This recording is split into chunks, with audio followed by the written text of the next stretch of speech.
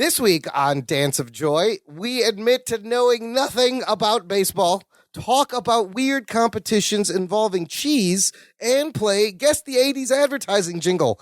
All that and more as we rewatch Season 2, Episode 3 of our favorite 80s hit sitcom, Perfect Strangers.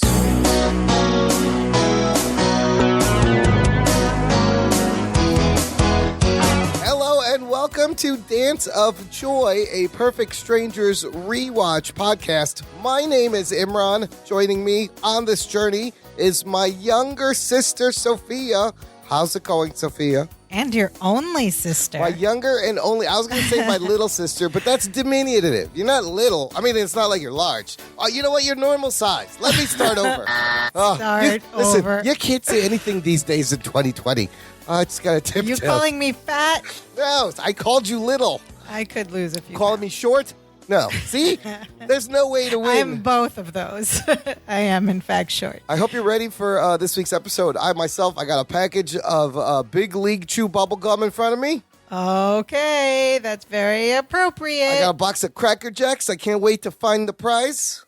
Very appropriate, because this week we are talking about Perfect Strangers Season 2, Episode 3, entitled The Unnatural. I also have a bag of peanuts in the shells, and you better believe those shells are going right on the floor, so just look out. You just walk around them, whatever.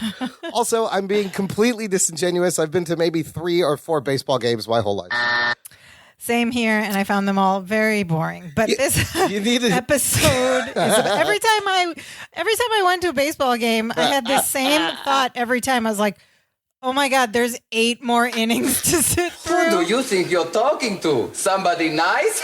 Listen, it is America's pastime, and Perfect Strangers will make baseball super entertaining this week, because if you would have opened the TV guide and read this week's synopsis, it would have read Larry's Dilemma. Whether to play Balky in the baseball championship game or the ringer Twinkie hired after Larry promised Balky he could play. Oh, boy. Dilemma. The title of the episode is The Unnatural, which is a play on the title of the 1984 Robert Redford baseball movie, The Natural. Very famous movie. Did you ever watch The Natural? I have not. I know about it. It's a classic. It's a very famous, Redford movie and sports movie. And every time I read this title, I just hear Balky going, The Unnatural? Cousin, am I the Unnatural? Yeah, it's a shame he did not speak that line in this episode, but it would have been good. Spoken. This episode is directed by Joel Zwick, written by Paula A. Roth. Our woman writer She's is back for Paula this episode. Is back. I'm so glad. She's back. It aired on October 1st, 1986, and Perfect Strangers, of course, was created by Dale McRaven and stars Bronson Pinchot and Marklyn Baker. Yes, and we are in somebody's birthday month there, listener. Somebody's birthday month. Later in the month, I turned 7 years old. All right, Act 1, let's get into it.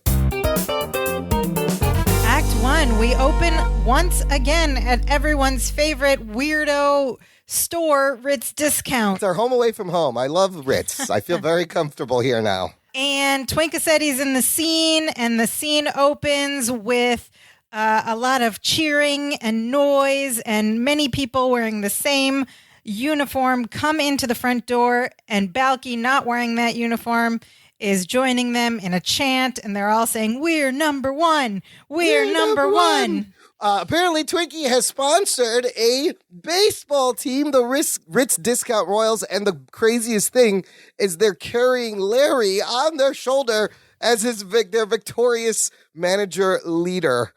And like you said, Balky is clearly not on the team, but Jennifer and Marianne are there. They're on the team. Jennifer and Marianne, who the gentleman just met last episode. Hey, they're on the team now, and there's a bunch of random people that maybe work there moved or fast. not. Yeah, I don't know who these people are.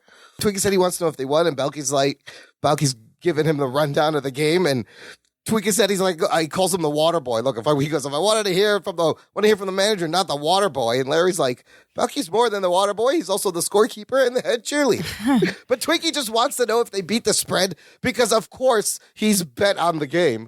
Of course. And they did. They beat the Hoot Owls 10-4. Yay.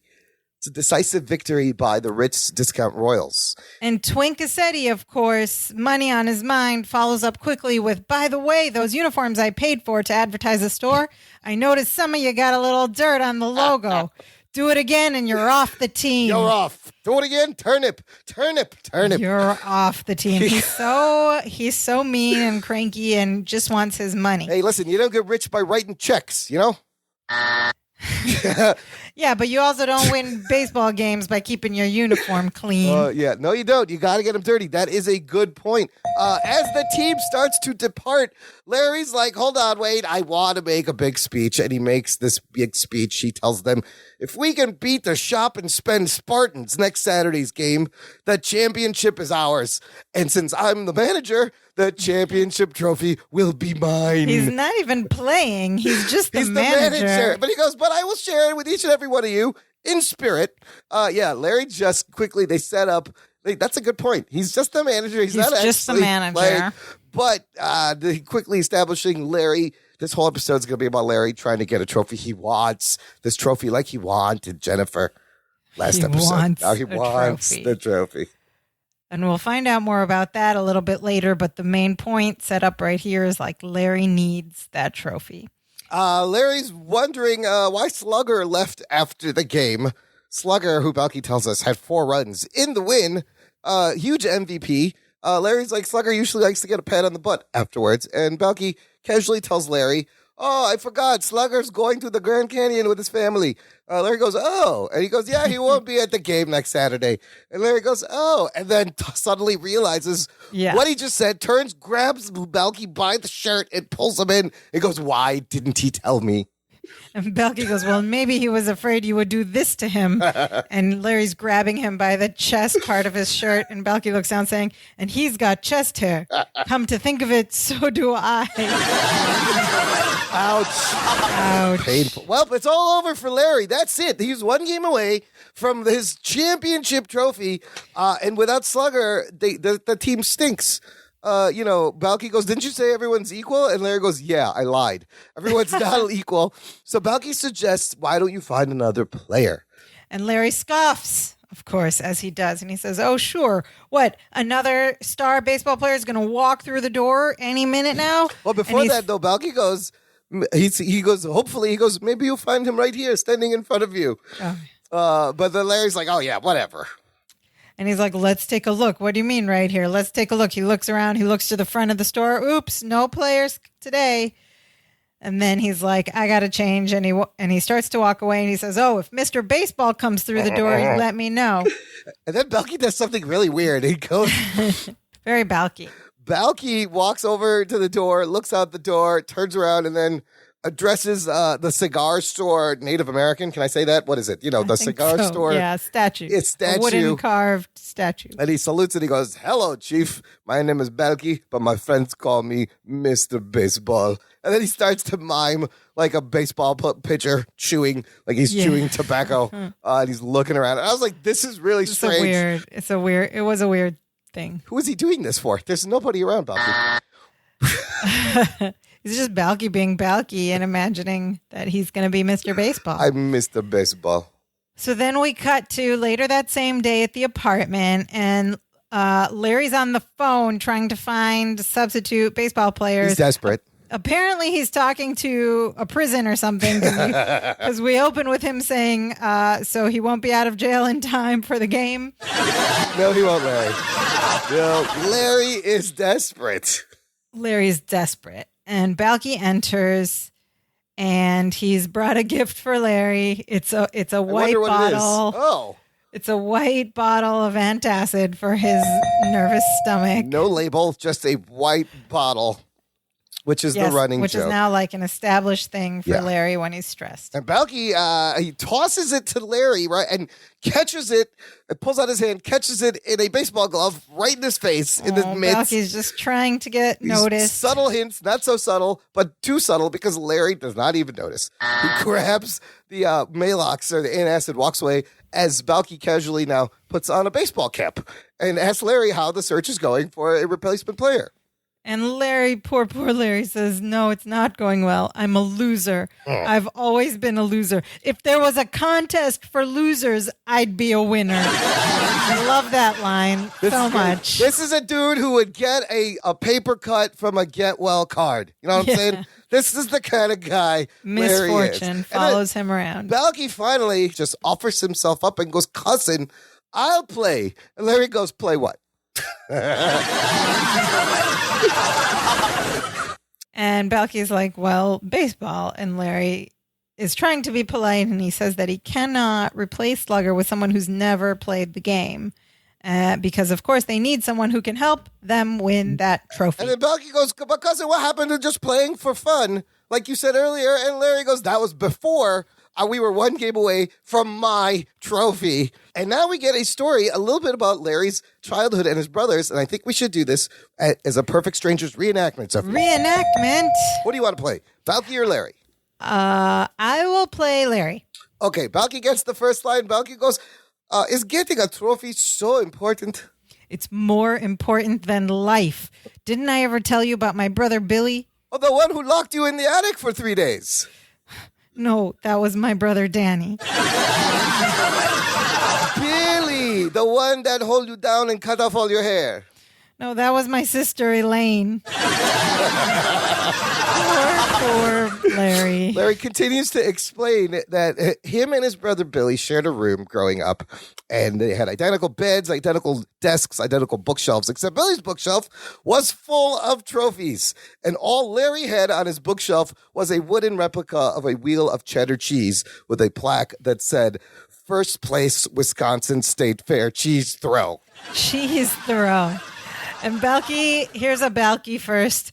Balky goes, wow. I love his wow. His impressive. Wow. It takes his whole mouth to do that. Wow. His head whips around. He goes, wow, I bet Billy was pretty jealous. And Larry goes, it was Billy's trophy. He just didn't want it on his side of the room just once. Oh my gosh, I'd like to have my own trophy. And Balky wants it to help him get it. Can I just tell you quick side note about the Wisconsin State Fair cheese throw? What do you got? Right now, on Netflix, there's a really entertaining show called We Are the Champions. It's first season has like 7 episodes, and it's all about really weird competitions that are no that kidding. So the first episode is about cheese rolling down the hill in England, and oh my god, it's the most insane thing I have ever seen. It's not even about the cheese; it's about how fast you can tumble down this hill and not kill yourself to win. Is cheese rolling the same as a cheese throw? No, cheese throw may be different. It may be for distance, kind of like a discus event in the Olympics or a shot put. Okay, so I was wrong, but the cheese throw reminded me of. But watch something that with cheese. Watch that show. We Are the Champions. I will do. Fascinating, so interesting. So Balky goes, cousin, I know I can toss the old horse hide around the horn if you just tell me what the horn is. I can toss the horse hide around the horn. Okay. The horsehide is the baseball. Yeah, but is it made out of horsehide? Because the football is pigskin. Right. I don't think it's called colloquially a horsehide. This is a Balkyism. So have you heard this term around the horn? I have not, actually. Yeah, it's so apparently it refers to just throwing the baseball from third base to second and then to first, which is a double play. A double play, and the horn is like the shape of the infield. So interesting. So yeah, it's a pretty old saying. Is like toss it around the horn or something. I guess. I don't know. We are learning. We are learning right along with. It's not made out of pigskin. Wait a minute. What sport is this? I don't know. Is the baseball made out of horse hide? Baseball? Well, I don't know. Well, somebody can write in and let us know what somebody who are. Look, there's if you're a bigger baseball enthusiast than we are, some sort of skin. Let us know. Okay, Larry finally agrees and says, okay, tomorrow Balky can practice with the team. But Balky wants to practice right now. I want to practice now. And he throws a little bit of he persists a little bit. I want to practice now. I want to practice now. And Larry goes, okay, fine, we can have a little bit of indoor practice. That's a running gag, too. Balky kind of crying until he gets something. Well, it's like a back and forth where he says, cousin, I want to do X. And Larry says, no, I want to do X. No, I want to do X. He goes, I want to play baseball. So that becomes a repeated gag as well. So then Balky grabs the bat and Larry gives him a sock ball because he's like, we're not going to smash everything in the apartment to do it safely. And then he goes, okay, what position do you kind of maybe want to try to play? Balky, dear sweet Balky, of course, says he wants to play pitcher. Why? Because the pitcher is the one that gets to talk to the manager the most, and the manager is cousin Larry. And he steps forward and he lovingly puts his head on Larry's shoulder. It's so touching. It's very sweet. And Larry's like, okay, great. And now we get to a great physical comedy bit that pays homage to another classic buddy sitcom, right? Balky and Larry are moving the TV and the table out of the way. And Larry's coaching Balky on how to toss the ball. And Larry, of course, just won't shut up. He's holding the stick and he's like, okay, Larry, okay, Balky, you just want to put it right over the middle, all right? Just toss it in. Just up and over. Gotta toss it up and over the plate. Okay, just up, nice and easy and over. What are you waiting for? And Balky says, for you to stop talking. Larry goes, okay. Larry does finally stop talking, at which point Balky now begins to pantomime being a pitcher and taking imaginary calls from an imaginary catcher and waving them off. And he's just taking his time. And then at one point he looks at the pitcher and he starts to go, he shakes his head, he goes, oh, don't be ridiculous. At one point Larry goes, just throw the ball already. Will you throw the ball already? Will you throw the ball already? Which is something, it totally right away reminded me of the Honeymooners, Ralph Cramden and Ed Norton. And specifically, remember when they were learning how to play golf? And Honeymooners? Yes, and Norton would step up to the ball first, and he'd keep like loosening his arms, like he'd just throw his arms out, and you'd think he'd about to go, and then he would loosen his arms again, and Ralph would be like, just hit the ball already. The best part was, remember Norton? Ralph's like, it says here you got to address the ball, and Ed Norton walks up to the ball, looks down, studies his hat, and he goes, hello, ball. And he smacks him. He's like, get out of here. So good. Oh, my God. So here again, we're seeing inspiration from classic buddy comedies that are being repeated a little bit. And then what happens, Sophia? He finally pitches the ball. And Larry swings the bat right into the lamp on the side table and shatters it into pieces. The same lamp. And Balky goes, strike one. Yeah, Balky goes strike one. The joke is that Larry's the one who made a big mess, even when he was concerned about Balky wreaking havoc in the apartment. This is the same lamp that previously a lady had walked out of the Ritz with. Yep, it's the same lamp he knocked over last episode when they were sore. And how did they get it back from that lady anyway? I don't know. Did he run out and buy I wonder what will happen next episode. So, you would think there's going to be a different new lamp or no lamp, right? We'll see what happens. We'll find out. We'll see what happens. Cut to next day. At the apartment, Larry and Balky come back home in sweatsuits, matching, well, not matching, but like each is wearing a matching sweatshirt and sweatpants. They look like crayons. Larry's wearing an all-blue sweat ensemble. And also, Larry's sweatshirt has a collar and like buttons at the top. It's very weird. And then Larry and Balky comes in wearing all yellow like a banana. They do look like Teletubbies or crayons or something. Yes, yeah. But Balky is covered in dirt. And Larry says, I can safely say that I have never seen baseball played the way you played it today. So apparently we find out that Balky loves sliding into bases. He goes, you know what I love? He goes, sliding. He goes, I love sliding. He said, you slid headfirst into every base when you should have been playing right field. And the whole time Balky is talking to Larry, he's throwing the ball to himself and missing.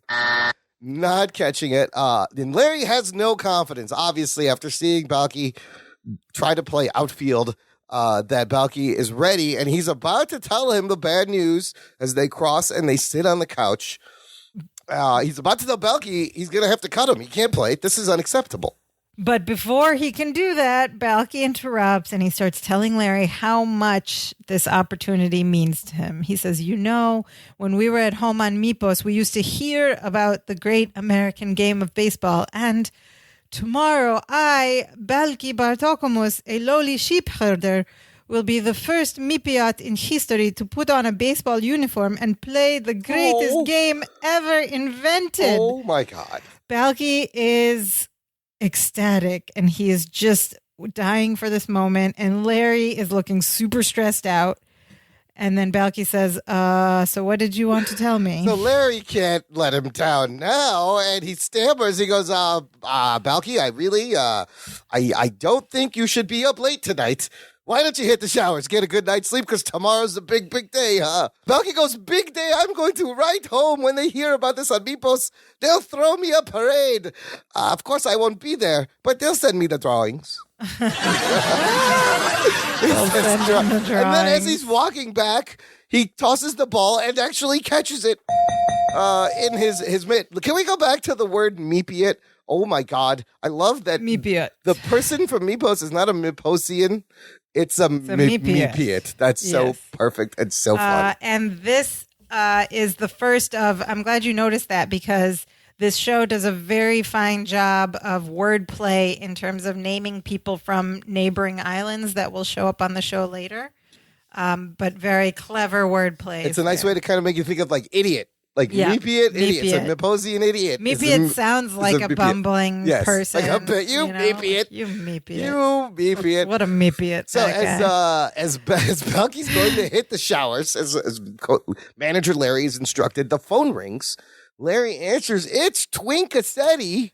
And it turns out Twinkassetti has found a guy called Duke Lyle. Wait, the Duke Lyle? They got Duke Lyle? Duke, except Larry pronounces it with a strong U. Duke Lyle to play in the game?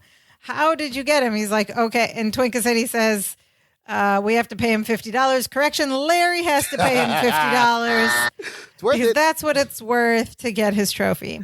He goes, tomorrow I get my trophy. In your face, Billy Appleton. He's gloating. He's finally happy. But then he hears Balki from the shower singing The Impossible Dream. And then he gets stressed out again. Like, how am I going to handle this? This little facial expression moment here is so funny. If you notice, so Larry's he's gloating. He's all in himself. He hears Balki singing The Impossible Dream, and he puts out his arm and puffs out his chest like it's about him, and then realizes, oh, wait a minute. Oh, no. I still have to let him down. So it was a great little transition from greatness to like fear and pain and anguish right on his face. Poor Larry. He's just like a little ball of anxiety about every situation. Well, that's why he's got the fridge is stocked with labelless antacid. And that's the end of Act 1. Act 2 opens outside at a ball game. We're at a baseball game. We're at a ballpark, a little community ballpark, presumably. The new set, it's like the first outside set I've seen. And Larry sends the team off to practice. There's like bleachers there. He's doing his manager thing. He sends the team off to practice, and Twinkassetti enters the scene with Duke Lyle. No, wait, the Duke Lyle? The Duke Lyle, who is just like some obnoxious-looking, beefy baseball player. Duke, Larry gives him the $50. Duke Lyle doesn't want to be there. He just wants to get paid. Where's my money? And that's why. And Twinkie loves the guy. He goes, I love this guy.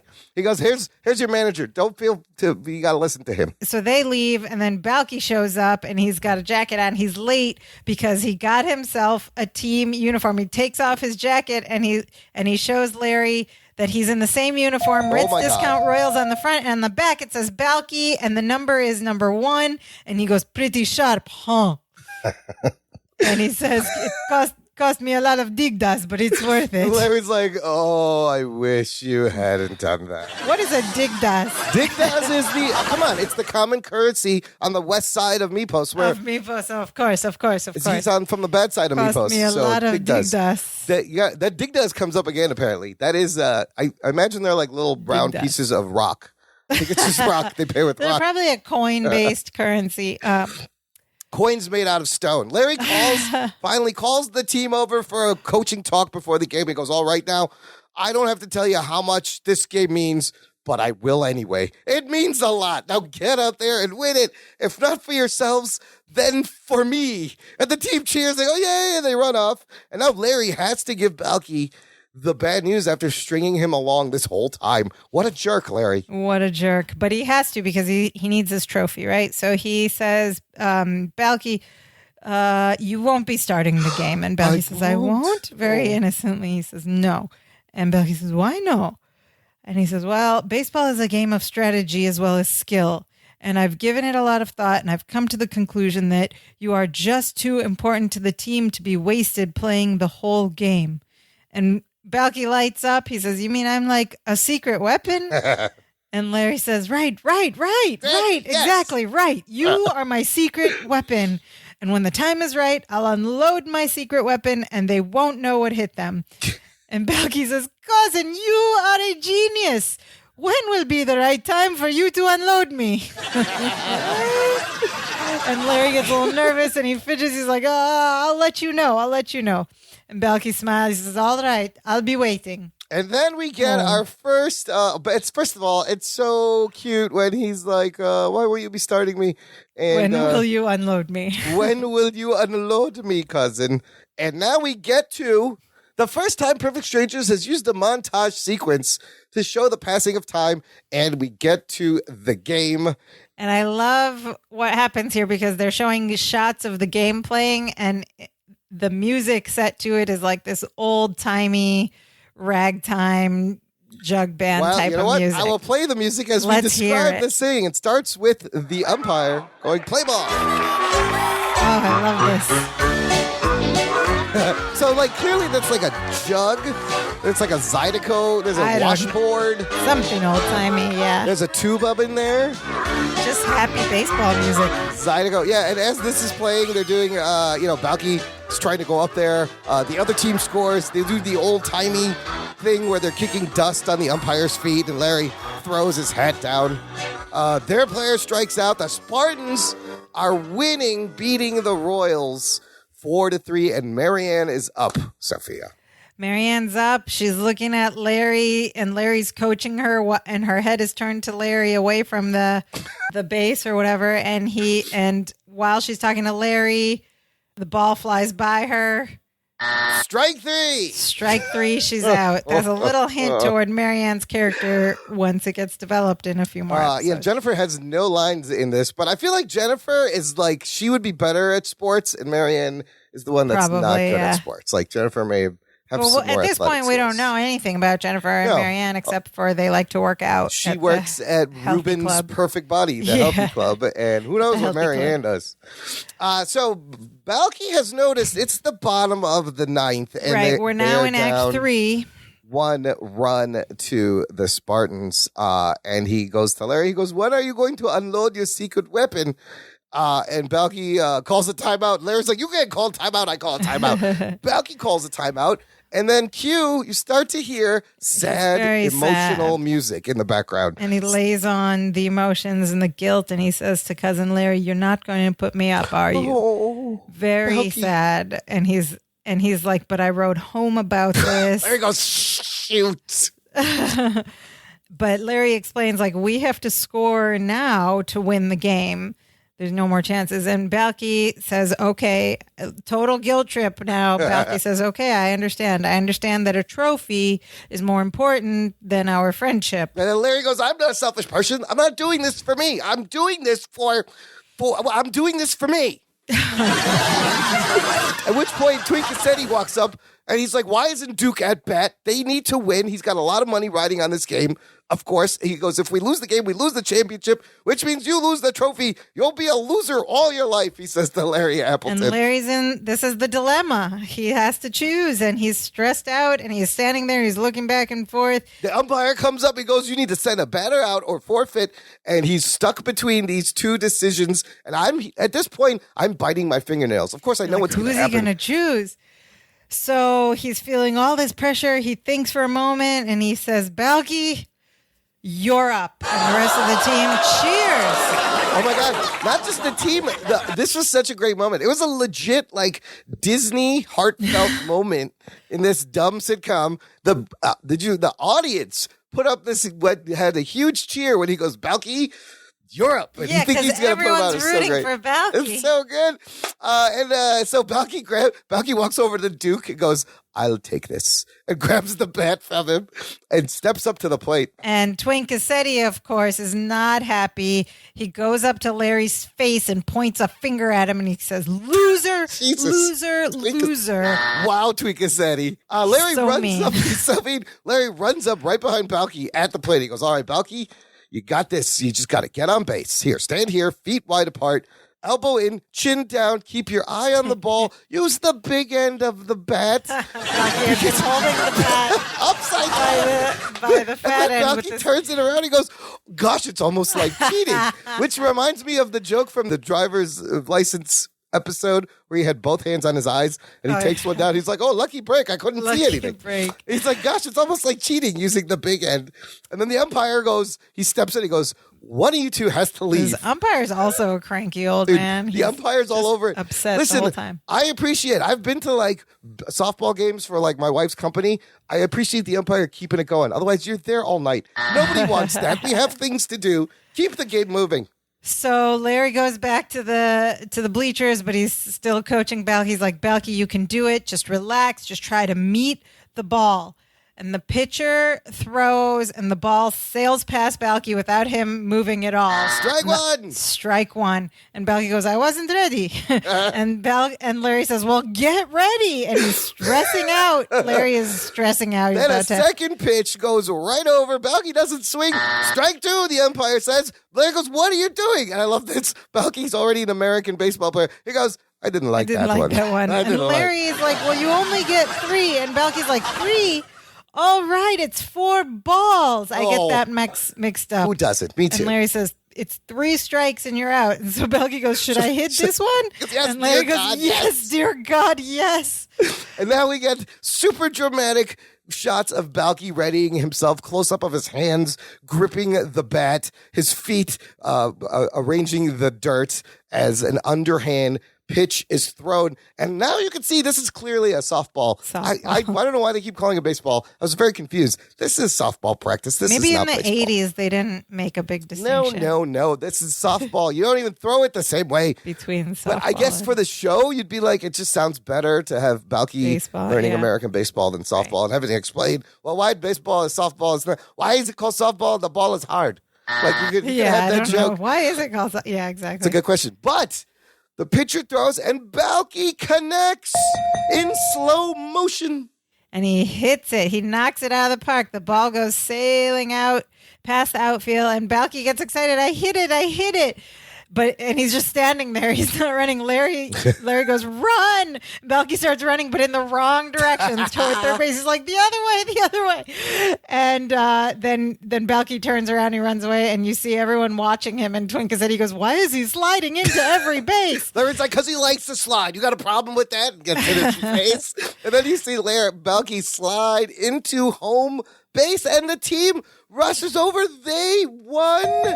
They didn't even need stupid Duke Lyle Big to hugs. win Balky the wins game. them the game. Twinkasetti, of course, whatever money he bet.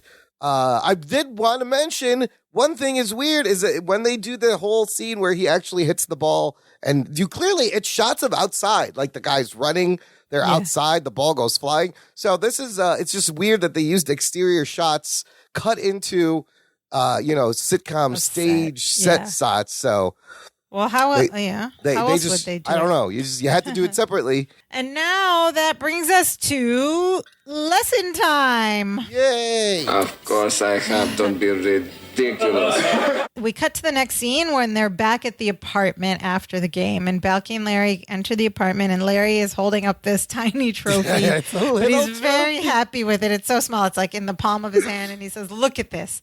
It's a cheap piece of plastic on an imitation wood base. It's beautiful. But I almost let it ruin our friendship. And he apologized. I'm sorry, Balky. Balky says, you don't have to apologize. You realize that a trophy is not as important as our friendship. There's the lesson for Larry. And Larry goes, I did, didn't I? He goes, I did the right thing, and we won anyway. Still won. Yeah. So while he's doing this, he's clearing out the mantle above the fireplace, and he sets his tiny trophy on the end and reaches up and turns on the little sconce light light to above it. shine on the trophy. And they're standing there, and then Larry goes, boy, he turns to Balky, he goes, boy, you hit that ball a mile. And Balky goes, oh, well, I know I could hit the ball. Balky says, at home, I always was very good at hock, buck, bunk, bakunk, gunk. And Larry says, what? Larry just looks at him and he goes, what is hock, buck, bunk, bakunk, gunk? And then Balky's about to answer him, but stops and looks at him and goes, very good. Which I think that had to be an improv line. It did seem, yeah, I think that was an improv line. And I think that they kept that in because they realized that something was very funny. In fact, this is a Perfect Stranger's first moment that I want to highlight. I think at this moment they realized it's very funny when Larry repeats the Meposian names or phrases in a perfect Meposian accent, just the way that Balky had said just after hearing it one time, he just go, what is hock, puck, punk, pop, and he says it exactly the way Balky says it. And now what we'll notice moving forward through the next episodes is that they made this a repeating gag after this, That's where Balky will say yeah. something in Meposian, and Larry's first question is, what is, and then he'll repeat the exact same thing as long as it can get, but in a perfect Meposian accent, and it's very funny every single time. But here, I think they just did it on the fly the first time, and they're like, oh, that's fun. I bet it was improv by Mark Lynn-Baker. He's like, what if I just repeat it back? So he goes, what is this? And Balky goes, it's a game where you hit rocks with a stick. Larry goes, how do you play? Balky goes, you hit rocks with a stick. And then he goes, I always felt there was something missing from the game. But first of all, he is good at hitting balls with a stick. That's all they needed him to do. And Larry didn't even know he could do that. So then they turn back to admire the trophy again. They're both kind of standing there looking at the mantle, admiring this trophy. And Larry says, West Side League champions. Thanks for helping me win this, buddy. And then Balky says, and thank you for helping me win this. And he goes into his bag and he pulls out a much larger trophy. It's like a giant one. But it says most valuable player. And he puts it on the mantle right next to Larry's tiny trophy. Most valuable player. And Larry eyes the two trophies for a moment, and then he just reaches up and turns off the sconce light above it. Roll credits. I love baseball shenanigans with Balky and Larry. We had everything. We had a broken lamp. We had a home run. We had sliding into bases. We had Larry mentioning his siblings. We learned about Elaine and Danny. We learned about Billy. a Meposian rock stick game. Apparently, in the shooting script for the episode, the Meposian game is not named. Again, just like Dance of Joy, where it just said they do the Dance of Joy. It simply said Meposian name, and Bronson or Mark, one of them, would just come up with fake Meposian. I love that. I love that so much, yeah. Because it's funny, the writers didn't come up with it. It just said Meposian name. But I think they began to trust them enough to be like, these guys will come up. And it's a nice way for them to contribute to the show. Here's a little continuity error I noticed. Yeah. Larry's bemoaning about the fact that he's never won a trophy in his life. You know, he tells you that story. Mm-hmm. But remember in the first season, the last episode, Happy Birthday Baby, where Balky throws him a surprise party. Larry comes out of his bedroom with a trophy in his hand as a weapon. Of course. Now, but you have to remember. I bet he just took Billy's trophy from home. Probably. Just to tell potential girlfriends that it was his trophy. Still says but what you have to remember about these continuity errors, we'll see them again, but you have to remember we're in 1986, right? Yeah. And this is now episode 2 of season 2. So that episode with the birthday was at least several weeks prior. Yeah. So, and there was no way in 1986, there were no DVD sets, or maybe if somebody had the foresight to start recording them on a VCR, you just wouldn't remember those things. Like me. Not like we're watching them on Hulu now, one after another, and you're like, wait a minute. But now it's a whole thing to pick out continuity errors. It's a lot of fun, and you can, Game of Thrones has them, Star Wars movies has them. It's because you Game of Thrones had the Starbucks cup in it. Yes. That is, there's Starbucks in Westeros. Who knew? Yeah. We'll end this. Let me remind you, the red lamp on the table has been smashed. It is now in 1,000 pieces. Just remember that part. Just remember that. We don't know. Maybe Larry has an affinity for red lamps of a certain style and just like knows where to get lots of Maybe them they've got over and over super again. glue and a lot of time on their hands. I Red don't lamp. know. So the red lamp has been sold sold through Ritz Discount And to a woman returned who walked and out with now it and has exploded. also been smashed into Smashed in pieces. Okay, let's get to some Balkyisms. Don't be ridiculous. Said only one time this episode. Okay, one of my favorites. When Balky shows up with his uniform, he goes, pretty sharp. Huh. Love that. Of course, huh. we did the when will be the right time for you to unload me? And the first time, again, wow. Wow, cousin. And then we have a cousin, you are a genius. Oh, I'm sure. Which we hear. I mean, Balky just adores Larry. How many and years thinks did it he's- take for Balky to realize that Larry is not a genius? He's actually not a genius. A few more years, I think. Okay. Play along. That will take us Perfect Strangers today, Sophia. Okay, what do you have? So if this episode, and if anyone listening has any thoughts on this, feel free to write us and let us know. Yeah, that's what I couldn't come up with much. We do this segment called Perfect Strangers Today, where we try to think about if this episode was happening today, what things would be different. So there's still like softball, leagues and teams. Like I said, my wife, where she worked, the store got together and they made a softball team. We did it at work too. I didn't participate because balls and hard balls and my face have a history. Yeah. I'm just not very. Doesn't sound fun. No, I don't know. don't I guess wanna it'd get be hurt. fun to play, more fun to play than to watch. Is it worth the injury that's inevitably going to happen? No, it's not. But it's fun to watch. So they still have these, and it's the same thing. The only thing I could think of is when Larry was trying to teach Balky how to play. Nowadays, you have VR virtual reality headsets. He could have easily popped on an Oculus and done a whole trading simulator. And how funny is it to watch someone in a VR headset walking around breaking that would be things? funny. Right? Yeah. And that's how the lamp would get smashed. That's how the lamp would get smashed. That's how the Yes. lamp would get smashed. Also, in today's time, this just came to me now, Okay. you could crowdsource on any number of social media platform for a last-minute fill-in Star Slugger player. You could just Oh my put God, out you a could blast easily and be find like, a ringer. we need to win a championship game tomorrow. Who knows anyone who plays baseball? There's $50. I will pay. Well, it would be like $500. I'll pay you $100. But that stuff works, on Facebook or whatever. I mean, on Twitter, that's where I remember when Twitter started. If I had a question about something, I would let me just post this here. Yeah, But now don't go to Twitter. It's a cesspool. Twitter's a cesspool. Ugh. I am old enough to be of the Facebook generation, but I have crowdsourced many a thing that I've needed, rides, places, or random things I'm looking for. I will say that I'm so glad that I'm old enough that there was no social media when I was in college. That would have been bad. That would have been bad. Same here. So you realize how much we lucked out. Oh my God. Anyways, that's a tangent.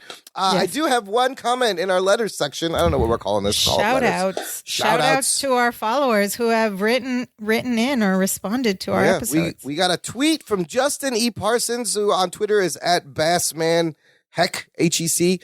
He tweeted at Dance of Joy Pod, did you ever notice that they never mentioned that Larry and Balky moved between season 2 and season 3? If they didn't, then it was a major renovation, yet they show a different building in the credits. So this is getting a little, Justin E. Parsons, you're getting a little ahead of us, be there in a but few we weeks. Don't worry. appreciate your comment. Yes. It's true. They never mention it. They try to pull a fast one on us. But believe me, I'm going to research and try to dig up what the new building is, why they changed it, why the decision was made. We have information about this. I think we can find stuff. But you're very right. The apartment goes through some subtle shifts. It's a different interior. It's kind of similar, but it's different. And there's a different exterior in the credits. And then season 3, they changed the opening credits pretty substantially also. So it might have been like by the 3rd season, they're like, all right, we're making a creative shift to a new employment, a new place, a new opening. Right. Justin E. Parsons, thank you so much for this tweet. Great, and please stay with us through great the rest of the observation. season and into season 3, because we will have some further information about this. That's the kind of stuff, if people love the show, that is the kind of stuff we love diving into. Stupid, mundane details that may mean nothing. I need to know. Why? Who made this decision? We need to know. And we'll find out. Well, obviously, one reason is Balky couldn't have stayed sleeping on the fold-out bed, sofa bed forever. Both of them weren't new to the city, the location, after a few years, right? You know, what Larry did in season 3, you can't keep showing him coming from Wisconsin. It's been 2 years. You know, he's now he lives there. He's in Chicago. Right. And Balky is going to need a bedroom. Yeah, Balky, and eventually he will. He'll move up. Yeah. He will move up. I think we have time for another game, Sophia. Oh, what do you say? You want to play? I love the 80s games. Let's play. Last time we did a theme song, 80s theme song lyrics. This time, I'm going to test you on your knowledge of commercial jingles. Oh, boy. Okay. I'm all nervous, but let's do it. I did watch a lot of commercials. We had to. All right, we did. Had no choice. It was, again, yes, here's another difference. You couldn't just DVR something and skip through the commercial. No, you could go to the bathroom or something, but But sometimes the commercials, especially Saturday morning TV, I lived for the commercials. Were great. You would get the newest toys would be there, all the cereal commercials. And even now, TV, for people now, TV is kind of like having Hulu when you don't, for the free account where you still have to watch commercials. That's what TV used to be all the time. So yeah. At least Hulu is trying to give you... Except it wasn't as easy to mute the commercials either. No, back then. Mute wasn't like a big feature on the old-timey remote. All right, I'm going to read you some commercial jingles, Sophia. We'll do 6 here. You're going to read me the words, okay? I'm going to read you the words. I'll give you 1 point if you can tell me the brand, and I will give you a 2nd point if you can continue and sing the jingle. Okay. All right. Number 1, your first jingle is My Baloney Has a First Name. It's Oscar. My baloney has a second name. It's Meier. There you go. Something. If you ask me why, I'll say because Oscar Mayer has a way with Bologna. I'm missing one line in there. I'll give you 2 points. You got it. Oscar Mayer Bologna. Well, you gotta sing that song. That was catchy. Okay, very good. Number 2 is simply 5 words. I don't want to grow up. I'm a Toys R Us kid. There's a million things at Toys R Us that... Wait, what? I can play with. That I can play with. I from bikes to trains to video games. It's the greatest toy store there is. Gee whiz. I don't want to grow up, but even if I did...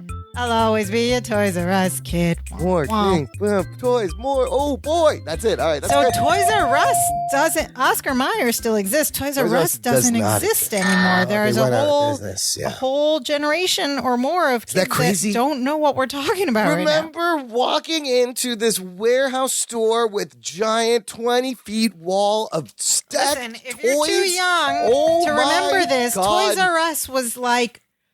Imagine a Walmart with only toys everywhere, just toys. It was like shining down, and the lights would open, and the angels would sing. Store for toys. You could grab a bike and just ride it around the store. You could just ride the bike around the store. Nobody was stopping you. You could grab a hula hoop and start swinging it. You could bounce balls left and right. The Lego aisle, the action figures, the Nintendo video games. Every toy had its own section of the store. It was amazing. I mean, I think they tried to do like a pop-up Toys R Us, and somebody tried to buy it and reopen it, but it's weird. It's too specific of a business now that you could just buy stuff online. But it had a good run. It was around for a long time. Okay, here you go. Yes. Number 3, Give Me a Break. Give Me a Break. And it's not the TV show from last week with Mel Carter. Break me off a piece of that Kit Kat bar. That one is still used today. Yep. That's an old one. That wasn't around in the 80s? That was around in the 80s, yeah. Give me a break. Break me off a piece of that Kit Kat bar. Okay. Are there more words to that? No, I think that's about it. Okay. I don't know if these are getting harder. Number 4, this one might stump you. Okay. The best part of waking up. Oh, come on. Really? It's you got it? Folgers in my cup. Can you sing it? Do you know the best part of waking up is Folgers in my cup. There is a whole saga about those commercials in the 80s and a backstory about this kid coming like a young man coming home to the family. Yeah, I'll have to find it. one where it's like nighttime and he comes home from like college or something and he makes Folgers. And then he makes coffee to wake up his parents. And then it's about the sister, though. There was like some drama and discussion about the sister. I would be, if I was that kid, I'd be mad. I'd be like, I come home and all you got is crappy Folgers? What is this? Where's the And Starbucks? furthermore, I have to make it for you. And I gotta make it? This is the worst call. We had Folgers No, at it's work. a sweet sentiment. A young man comes home. It's like the holiday season. And he brews wakes the coffee. up. Yeah, he surprises. It's like Christmas, right? And he surprises them. And the idea is Folgers is so aromatic and such great coffee that you love waking up to smell it. Who's brewing that crappy coffee again? I told you to throw that out. Okay, number 5. I'm much so far, better at this game than the theme song game. You have got all points so far. Well, it's because a lot of these jingles stayed for a long time. Yeah. Still hear them now. Yeah. Mm-hmm. Number 5, give me this jingle. Sometimes you feel like a nut. Sometimes you don't. Almond Joy's got almonds. Mounds don't. Because sometimes you feel like a nut. Sometimes you don't. There you go, Mounds and Almond Do those Joy. candy bars still exist? They I do. don't think I've seen them for a while. For some reason, people don't like coconut and dark chocolate. I don't know why. I love coconut, dark chocolate, and almond. It's the best things ever. Best. God, you're 100%. You're as we would say, you're batting 500. Is that right? Did I use that right? I'm trying to tie into the baseball no team. idea. You're batting 1,000. No, you're batting 1,000. I'm an idiot. Probably should See? have learned a little something about baseball before No, recording we this don't know episode. sports. Everything I learned from baseball, I learned from Looney Tunes and Perfect Strangers, okay? You're batting 1,000. Here you go, the last one. If you can do this, you will have a perfect score, and you will not be the weakest link, and you will be the next millionaire. Number That's 6. the wrong decade. Yeah, wrong everything. Number 6 is I'd like to teach the world to sing. This is Coca-Cola. Yes, I'd like it to is. teach the world to sing. Okay, I can hear it. Hold on, give me a minute. I'd like to teach. I can't think of the next line, but So in it, or this how was it there was sounds. there was a whole song that they took. It was I'd like to teach the world to sing in perfect harmony. I'd like to teach the world to sing. Sing with me. Perfect harmony. Perfect harmony. I'd like to buy the world a Coke and keep it company. But that it is is Coca-Cola, Coca-Cola. yes. All right, partial points for that. Coca-Cola. Did it have something to do with Michael Jackson too? No, Michael Jackson was Pepsi. Don't make me take points away. Oh, sorry. Come on. Was that there a was celebrity Pepsi. associated with this jingle for Coca-Cola? I don't. I'd like to build a world at home and furnish it with love. Grow apple trees and honeybees. so it was a snow song white in its own turtle right. doves. Okay, partial points. I knew it was Coca-Cola. I'll give it to you. You will get 12 points. That's good. That's all of them for this round. This is going on my LinkedIn. Lots of fun. Won the jingle contest If on my nobody wants to podcast. hire me for my 80s commercial jingle knowledge, well, you know what? It's your loss. We'll have a lot more fun. I got a lot more rounds of these games. We'll play them.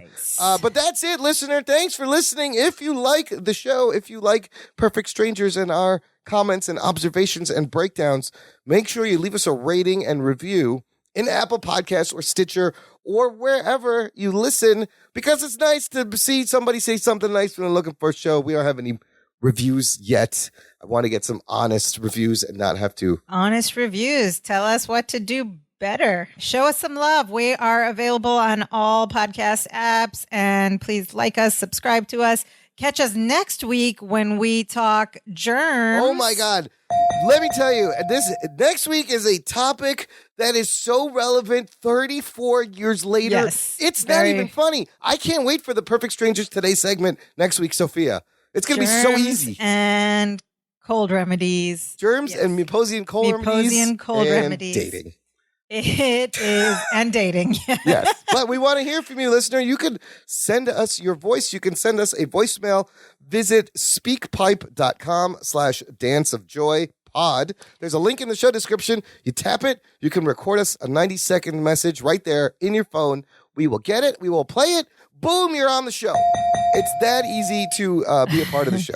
If you don't want us to hear your voice, you can also just send us an email at danceofjoypod@gmail.com. We'd love to hear from you. We'll read your words, respond, and and share your message with our listeners. And you can always find all the details to everything at our website, danceofjoypod.com, where it's got links to Twitter, our Facebook, Instagram, and our Facebook group. And everything is in the show description right there in your podcast app. And then the most important thing, listener, word of mouth. Share the show with a cousin, sister, a cousin brother, a friend, uncle, what else we got? A sister cousin. A sister cousin, an uncle brother. Share it with everyone. Share it with your uncles, brothers, gardeners, cousin from his mom's side. Share it with everybody. Share it with your Uber drivers. Share it with the checkout guy at Trader Joe's. Just share it. The best thing you could do is do the Dance of Joy wherever you go. Thank you for listening, listener. Thank you. Now we are so happy. We do the Dance of Joy. Now we are so happy. We do the Dance of Joy.